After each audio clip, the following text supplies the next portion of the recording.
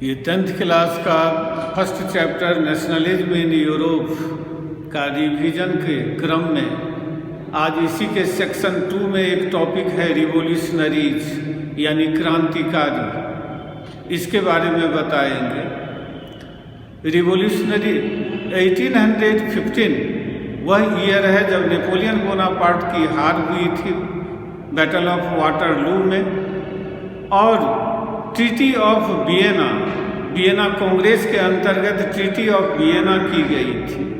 Treaty of Vienna के बारे में बताए थे कि इसके अंतर्गत कंजर्वेटिव ऑर्डर को फिर से यूरोप में एस्टेब्लिश करने की कोशिश की गई। नेपोलियन के टाइम में जो भी चेंजेज आए, जो मॉडर्नाइजेशन हुए, उन सब को बदलने की कोशिश की गई।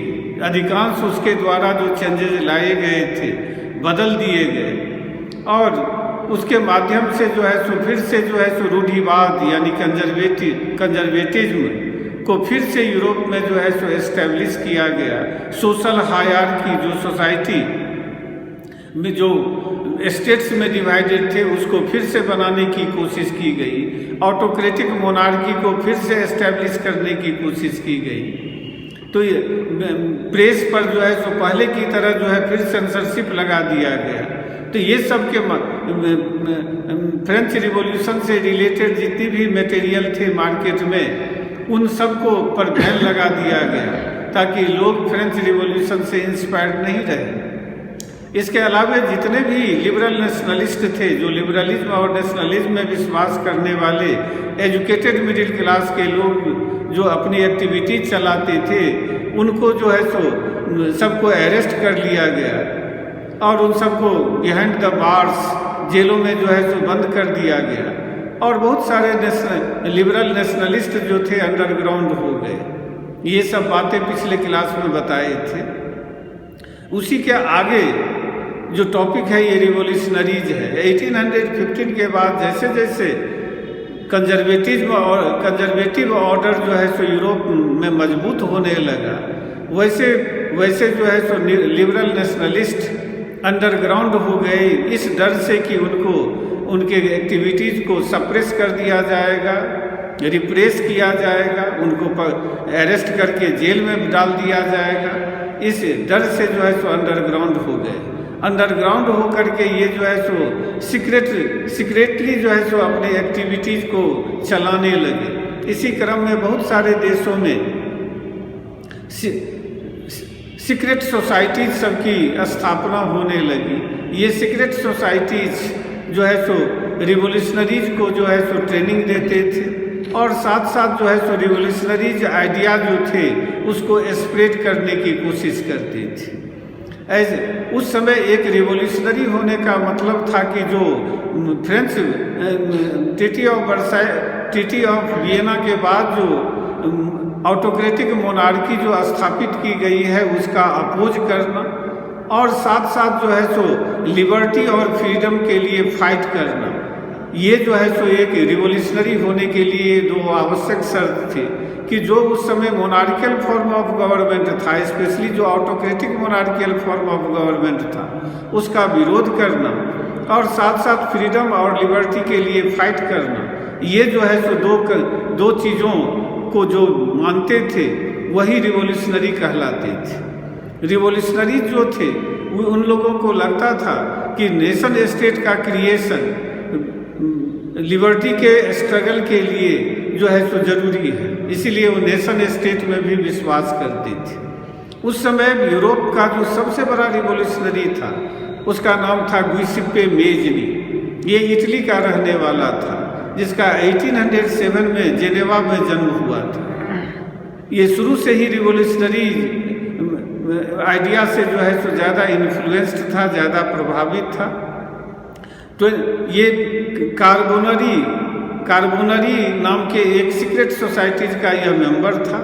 24 ईयर्स ओल्ड का जब यह था, 24 वर्ष का जब यह था, तो लिगुरिया नाम के एक इटालियन किंगडम में यह जो है सो रिवॉल्यूशन लाने की कोशिश किया, और इसमें ये अरेस्ट कर लिया गया और इसको देश से निकाल दिया गया 1831 में। यह वहाँ से जब देश से इटली से जब इसको निकाल दिया गया तब जो है सो ये स्विट्ज़रलैंड चला गया और वहाँ स्विट्ज़रलैंड में रहते हुए ये अपनी एक्टिविटीज़ को बढ़ाने लगा। इसने 2 सीक्रेट सोसाइटी की स्थापना की, जिसमें से एक का नाम था यंग इटली, जिसकी स्थापना उसने मार्सिलेज में की। मार्सिलेज जो कि फ्रांस का एक शहर है, वहाँ जो है सो ये यंग इटली की स्थापना की। और यंग यूरोप की स्थापना उसने बर्न में की। ये दोनों सीक्रेट सोसाइटीज़ में जो फ्रांस, जर्मनी, इटली, पोलैंड, इस सब के जो एक ही रिवोल्यूशनरी आइडिया में विश्वास करने वाले जो यंग लोग थे, वे लोग ये इसके मेंबर बने। और इन लोगों को ट्रेनिंग दे करके इन लोगों को अपने अपने देश में रिवोल्यूशनरी एक्टिविटीज़ चलाने के लिए भेज दिया जाता था। गुइसेप्पे मेज़नी का ऐसा विश्वास था कि गॉड की इच्छा है कि लोग नेशन स्टेट के रूप में ही रहें, यानी कि नेशन स्टेट के रूप में ही सारे देश जो है सो ऑर्गेनाइज्ड हो। उसका कहना था कि ये नेशन स्टेट नेचुरल यूनिट है, जिसका ब्लेसिंग जो है सो जिसका ब्लेसिंग गॉड देते हैं, यानी गॉड का ब्लेसिंग जिसको प्राप्त है नेशन स्टेट को। ये इटली के बारे में मेज़नी का यह कहना था कि इटली जो है सो लंबे समय तक जो है सो स्टेट्स के रूप में, स्मॉल स्टेट्स और किंगडम के रूप में डिवाइडेड नहीं रह सकता है। Italy could not be A patchwork of small states and kingdoms, it should be forced into A unified nation. उसका ऐसा कहना था कि इटली टुकड़ों टुकड़ों में छोटे राज्यों और किंगडम्स के रूप में डिवाइडेड नहीं रह सकता है। इसको एक यूनिफाइड कंट्री, एक एकीकृत देश के रूप में इसको बनना चाहिए।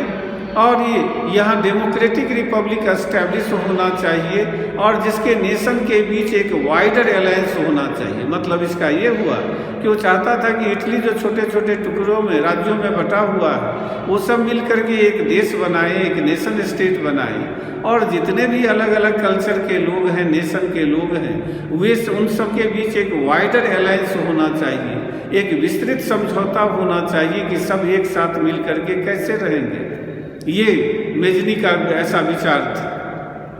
मेज़नी के जो लगातार जो कंजर्वेटिव ऑर्डर पर अटैक करना था, मोनार्कियल फॉर्म ऑफ गवर्नमेंट पर अटैक करने का जो उसका तरीका था, उसके कारण जो है जो यूरोप के कंजर्वेटिव सब काफ़ी डरे हुए थे और उसको कहते थे कि वे कंजर्वेटिव ऑर्डर का, उनके सोशल ऑर्डर का सबसे बड़ा जो है सो एनिमी है।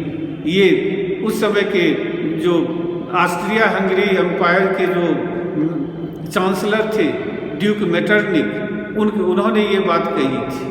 तो इस तरह 1815 के बाद यूरोप का एक मेन फीचर था रिवोल्यूशनरी एक्टिविटीज़, जिसके अंतर्गत सीक्रेट सोसाइटीज़ सबकी स्थापना की गई। और ये ज़्यादातर जो रिवोल्यूशनरीज थे वो लिबरल नेशनलिस्ट लोग थे, जो एजुकेटेड मिडिल क्लास से बिलोंग करते थे।